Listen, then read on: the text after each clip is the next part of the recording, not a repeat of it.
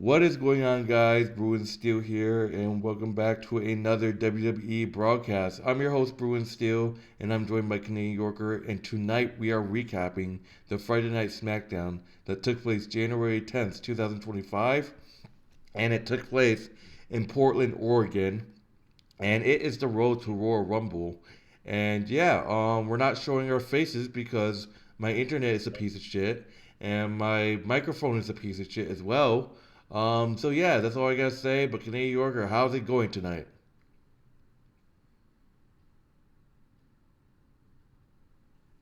It's going well tonight. It's been a very busy day. It's busy evening as well, and we're both tired, but we're both here to talk about wrestling, and we're excited to be doing it. All right, yeah. So let's get started. To start off the show, we got Paul Heyman in the ring on the mic. He says it's his pleasure to announce to us that there's only one reigning defending Tribal Chief of the WWE Universe, and that Tribal Chief is Roman Reigns. He calls Cody Rhodes to the ring for a chat. Cody Rhodes gets um Cody Rhodes makes his entrance. Heyman puts him over as a credit to WWE and such a great champion that Roman Reigns asked him to come out here and tell him straight up to his face that now he is the undisputed tribal chief and he wants his title back. And he lays out a roadmap for Reigns to get his title back. So with that in mind, he asks Cody what he wants to talk about. So Roman Reigns has officially declared himself in the Royal Rumble. He plans to challenge Cody. So we might get Cody versus Roman 3. Before Cody can answer, Kevin Owens comes down to the stairs to the crowd. He says Cody has gotten even worse, shaking hands with The Rock on Monday, and now 30 seconds after he shook hands with Paul Heyman, he got told Roman wants his title back, and if he let Roman Reigns get his title back, he betrayed the entire WWE. Cody has enough, and he rushes out to the crowd and attacks Kevin Owens, brawling back. Paul Heyman turns to see the Samoan werewolf Jacob Fatu and Tama Tonga in the ring. He backs off, but then begging on at the same time. Jimmy Uso makes the save, steel chair in the hand. Heyman gets away, but Tama and Fatu gets the better of Uso and put boots to him, horse collaring him with his own chair. Referees try to break it up, but Jacob Fatu takes out one out with a super kick, causing the rest to keep their distance. Road agents arrive.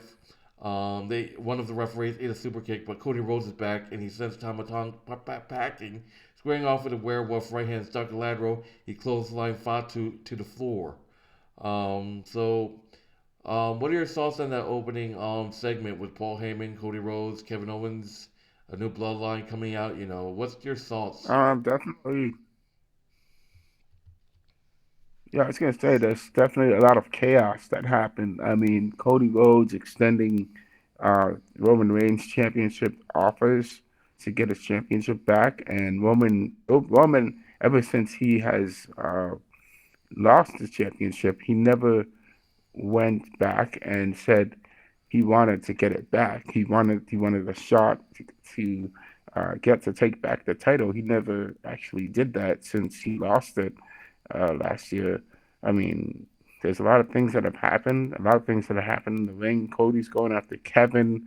The Bloodline's coming in and feuding with the OG Bloodline.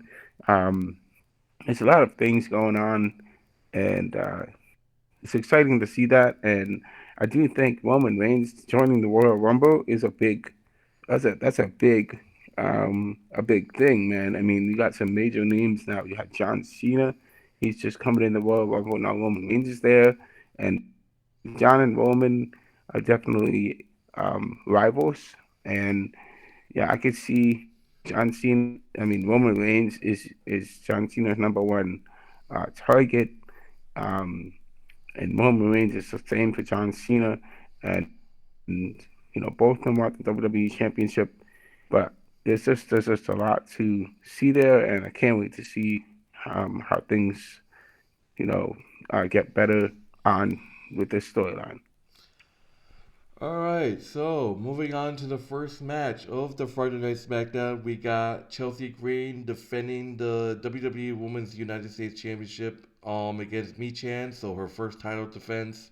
Mia Ying goes for a soul food right away. Green bails to the floor.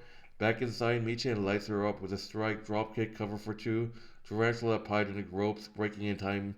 Michin off the top, Chelsea dodges and slings her into the middle of the rope, throat first before dumping her over the ropes, throwing Michin into the barricade. Excuse me. Oh my god, excuse me.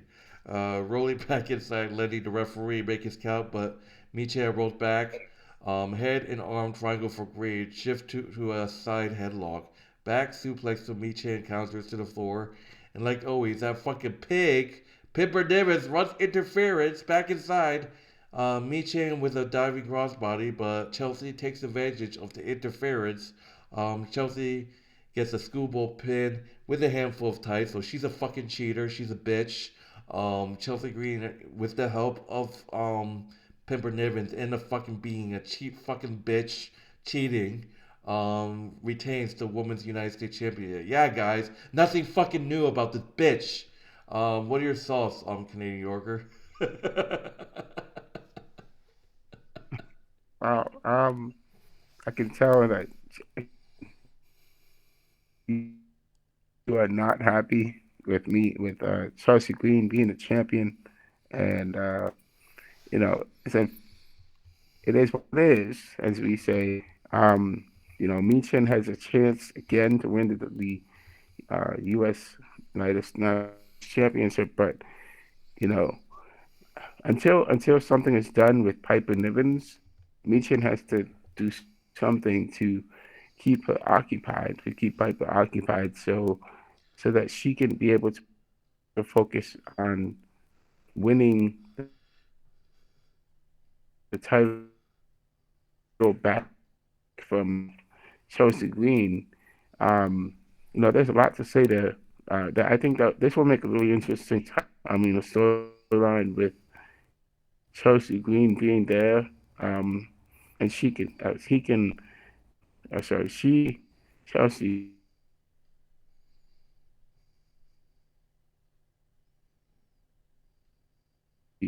because now I wonder what she's gonna do with um with herself. What kind of goal is she gonna set for herself as the women's championship? So that's kind of what I'm interested in. I know that you don't like Chelsea Green that much, and since you know everybody has a champion is a good. Let's just see how she. You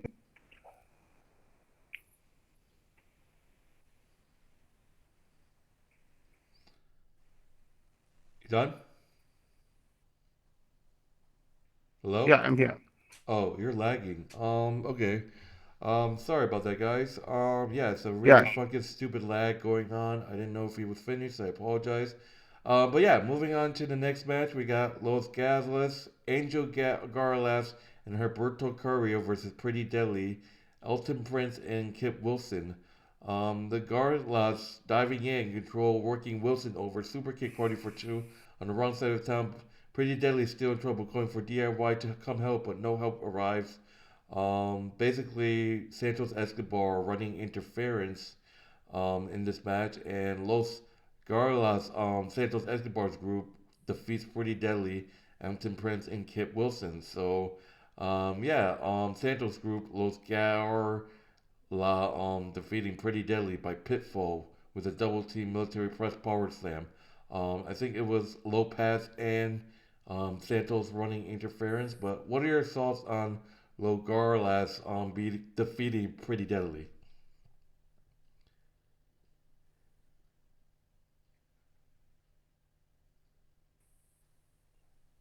Hello? yeah. What do I think about that? I think that Pretty Deadly being there with DIY is kind of interesting because because DIY is a brand new heel group, and we need to see more of them as a heel. So I just would like to see a little bit of a terror tailwind with DIY, because we need to see them more improved for uh, uh, for the other party that is facing them. I mean, they need to definitely uh, come up with ways to overcome DIY because right now DIY is just beginning their reign as the tag team champion. So I want to see who's going to be the group that's going to be taking down DIY.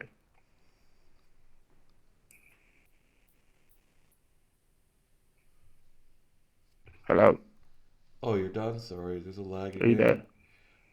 Yeah, there was a lag again. Sorry. No, it's not lagging at all. Moving on, we got LA Knight versus Shinsuke Nakamura for the United States Championship.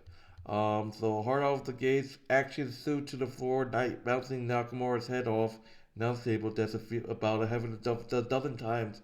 Shinsuke comes back, putting him hard into the ring post, and we go LA with a big air fall. Inverted Boston Crawl follows. Nakamura gets to break, leg kicks Kinshasa, sorry, so close. A turnbuckle explodes in the back and forth. Knight gets the BFT, but he can't capitalize. Tama Tonga and Jacob Fatu appear and beat down LA Knight, forcing a disqualification. So, the beatdown continues. The Mullen drop sets up repeat. And Cody Rhodes and Jimmy wants a match with them tonight. So there you have it. But LA Knight was so close. LA Knight wins by disqualification. What are your thoughts on that?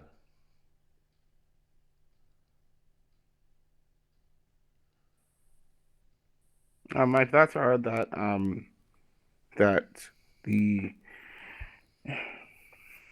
uh, the the group that's there, um, this is who is it? Who is there? Oh yes. LA Knight and LA Knight, he was the U.S. champion, but he lost his championship to Shinsuke Nakamura.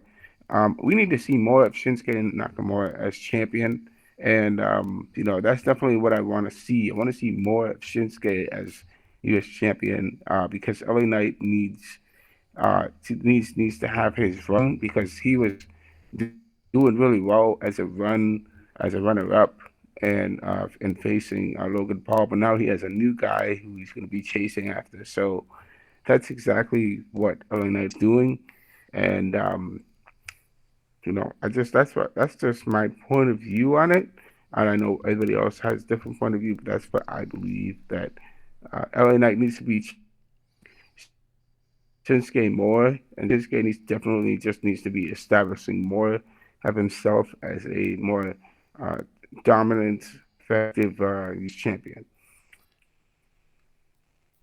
All right. So moving on, we So got that's what A I have Town. to say about that. All right. So moving on, we got A Town Down Under. Austin Theory and Grayson Waller versus the Motor City Machine Guns, Alex Shelley and Chris Sabin. Back and forth, Sabin and Austin Theory. Austin gets him in the corner and tags Waller in, riding Chris down with the crab rick. He gets out and runs to the ropes, but Grayson drops him with an elbow and grabs a kneeling armbar. Shelley gets sandwiched with rolling elbows. Theory with a rear chin lock. Eventually, Alex makes a save. Sabin in hot with some kicks, missile drop kicks. MCMG wipes him out. And the floor and take Waller inside for the missile drop. A-Town Down Under, mounting a comeback. Double elbows to Chris, drawing him off. Drawbreaker knocks Waller out for a tag. All four men down and out. A little Backstreet Boys action. Motor City Machine Guns get the win with a skull and bones on Austin Theory. The Motor City Machine Guns defeating A-Town Down Under by Pitfall. What are your thoughts on that match?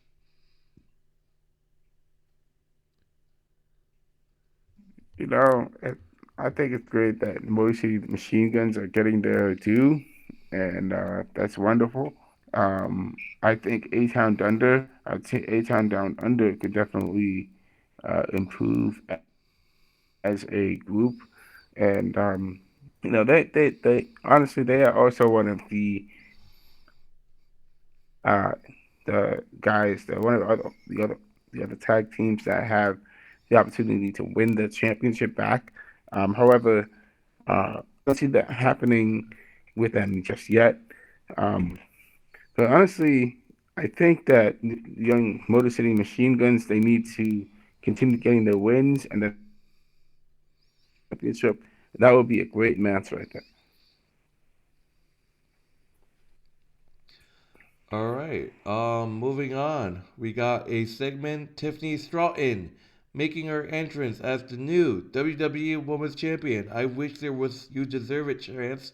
What the fuck, man? Come on. We wanted to see the "You Deserve It" chance, but no. Byron had to fucking interview in the ring. The crowd should have. I would have made a "You Deserved It" chant if I was there. She crows about it being Tiffy time. Yeah, it's Tiffy time. And with a Tiffy turn of events, it's been only a year since her debut. And at 25 years old, she's already better than all of our favorites. She talks about Nia Jax mistreating her and taking the title she loves so much before demanding some respect out of her.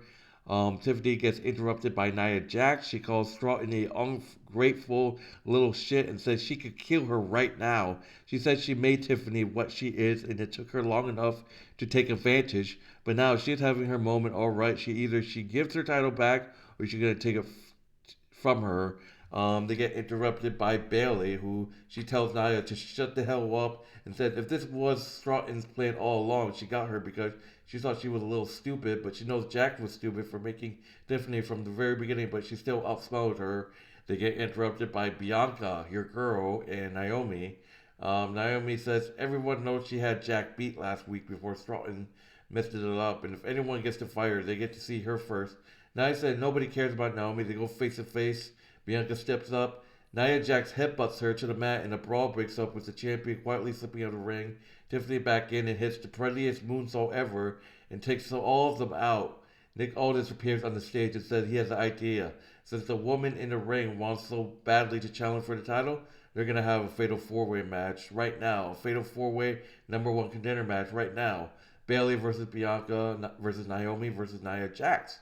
So what are your thoughts on that segment? Um, wow, this is just a fallout from Bianca, Bailey, Nia Jax, and Tiffany Stratton. I mean, the Tiffany Stratton pretty much, let's just say that she really messed up Nia Jax. I mean, she basically betrayed her right before the new year started. And, it wasn't, we both thought, oh, she's probably gonna do this. She's gonna pull the plug on Nia, probably at WrestleMania or some big event, but it happened on Raw and I'm sorry, on SmackDown. But anyway, Tiffany Stratton is now the new champion, and now Nia Jax wants to get it back, and people that not Tiffany Stratton has made enemies now, and Tiffany Stratton is now wants to become the next thing. So I just think that with her now as a champion, what is how is Nia Jax going to be uh, going forward, and how is Bailey and Bianca? I don't think Bianca. What's the point of Bianca being the next champion when she's already a champion? She's already she's already a tag team champion, so it doesn't make sense for her to go after the singles championship. That's just my point on that. But what do you guys think about that? All right. I'm tired. Fucking next match. Sorry guys. We got the Bailey, Bianca, Naomi, and Nia Jax. Like I said, number one contenders match. Um, Jax stacks Naomi and Bianca up in the corner, but they're a step ahead, and Naomi lights her up with strikes before coming together with her tag team partner for a suplex. But Nia reversed it to a double suplex back and forth. Nia Jax power bombs Naomi, but Bianca breaks it up. Bailey back and working Nia over. Then until suplex for a near fall. Role model up top. Jax cut her off. Tag champs get under the Tower of Doom. Naomi with a jawbreaker on Jax. Rolling soul butt off the ropes. Crossbody countered into a black hole slam. And the other two women break it up. Bailey and Bianca get into it. Ducky and Dottie steady switches. Okada roll and Nia Jax break it up. Naomi in. taking Jax down. Split leg moonsault, not enough. Belly up top after diving elbow. Naomi breaks it up. Bianca Belair off the top of the turn. 450 splash. Bianca breaks it up. All three women cover Nia. Referee waves them off. Candice LeRae comes to ringside. Tag champs with a double Russian leg sweep on Bailey. Double elbow drop, and she rolls out of the ring. Bianca and Naomi square off against each other. Soon enough, Naomi dies, but Nick shrugs her to the right into the apron. Back inside, Bianca floats her off the rope. Bianca breaks it up again. Bailey to belly. Naomi breaks it up. Rear view connects, but Nia breaks it up. Samoan drop with Samoan. Samoan drop on Naomi, but Bianca breaks it up. Bianca handspring moonsault. Bailey kicks out back and forth.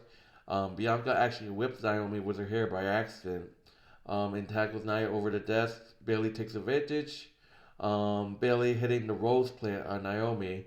Bailey becoming the number one contender. So Bailey wins the Fatal 4-Way and she will face Tiffany Stratton for the WWE Women's Championship next week. So wow, Bailey is right back in the title picture. So what are your thoughts on Bailey winning this Fatal 4-Way to face Tiffany next week? And yeah.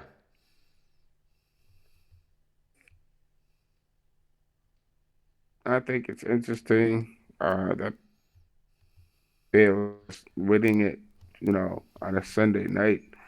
I think it's interesting that Bailey is now the new tag team challenger, and Bailey did her move that ended the match on Naomi of all people. They're actually good friends, um, but Bailey just took care of business, and now she's going to be challenging uh, Naomi to be the next champion. So No, there's Tiffany. that's going to be interesting. I know Bailey and sorry, yeah, Bailey is going to be going after Tiffany, and Bailey and Tiffany don't have any good. There's some bad blood there, so we're going to be seeing really good match between Bailey and Tiffany going forward.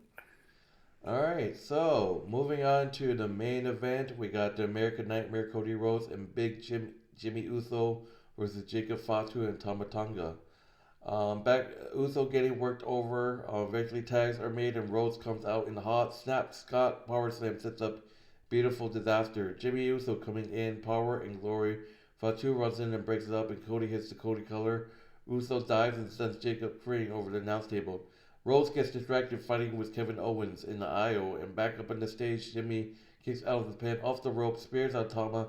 Off the Jacob Fatu pulls him out of the ring to break it up. Samoan Railroad presses the talk with a springboard moonsault from Fatu on Jimmy Uso.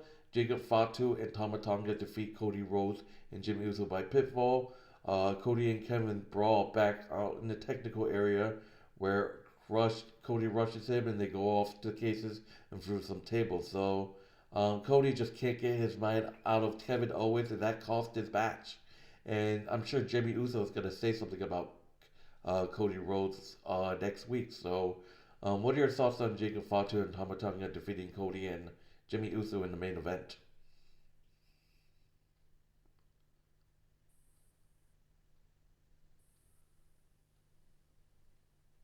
Hello? Yeah, I think that this was another just like and yeah, sorry. I was just saying in the beginning of the with Cody going after Kevin Owens and Bloodline brawling in at the beginning of the show. Now we're seeing a repeat of that, but it's in a match. And Yeah, I don't think that the OG bloodline, is done with the new bloodline. I don't think this story is over, not by a long shot. And because there's this rivalry that's building between these two groups, and both of them are both vying for the tribal chief status. The OG won, so Roman is still the tribal chief in the bloodline, but there are further things that have to be expected, like who's pulling the strings for them. The other thing that I want to mention is that uh, the the so Cody Rhodes is like, I think, to me, Cody, it's good that Cody and Jimmy won. Um, I think that to me, I think that Cody is definitely stuck in something that he's like in between a rock and a hard place, in my opinion. So I think he needs to sort this out and just be smart about who he's going to be going with going forward because he could be upsetting people and making enemies out of them. Alright, so that would do it for Friday Night Smackdown. Thank you guys for watching. My name is Bruin Stone, this is Canadian Yorker. In terms of grading, I give this show a B, a plain B. How about you, Canadian Yorker? I will give it a B as well. It was good. Alright, so that would do it for Friday Night Smackdown. Thank you guys for watching. If you haven't done so, like, subscribe, check out Canadian Yorker's YouTube channel. The link will be in the description of this video, as well as our WWE Wrestling Bros channel. Link will also be in the description of Yes, this indeed. video as well. Take care. And we'll see you guys later. I'll see you guys in the next broadcast. My name is Bruin, still the Skinny Yorker. And short video tonight, which is a surprise. That's what happens when you skip backstage segments. So you guys can check out the backstage segments on the website, the recap segments. In the recap website, there's a few recap for WWE Friday night, this past Friday Night SmackDown. So, but anyways, take it easy, enjoy the rest of your night, and see you guys later. See ya.